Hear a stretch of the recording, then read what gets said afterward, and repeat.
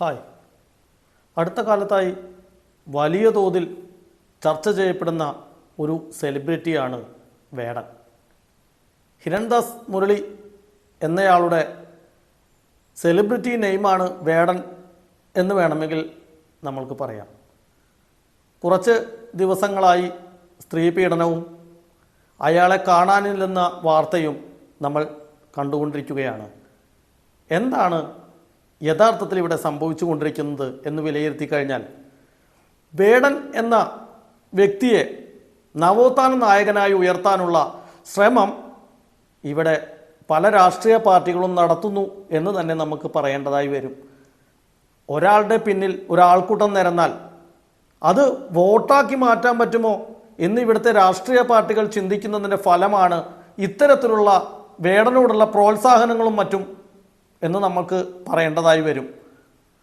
കഞ്ചാവ് കേസിൽ അറസ്റ്റിലായ പ്രതിയെ പിന്നീട് ഇവിടുത്തെ ഗവൺമെൻറ്റും രാഷ്ട്രീയ പാർട്ടികളും ഉയർത്തിക്കാട്ടുന്ന അവസ്ഥയിലേക്ക് കാര്യങ്ങളെത്തി.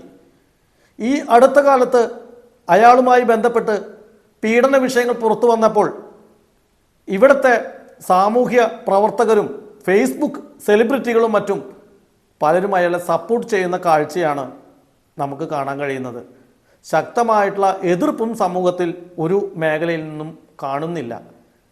കമൻറ്റ് ബോക്സുകളിൽ ഇത്തരം വിഷയങ്ങളിൽ വന്നു പറയുന്നത് വേടൻ്റെ പ്രശ്നമല്ല, അത് പെൺകുട്ടികളുടെ പ്രശ്നമാണ് എന്നാണ് പറയുന്നത്. എങ്ങനെയാണ് ഇത് പെൺകുട്ടികളുടെ പ്രശ്നമാകുന്നത്?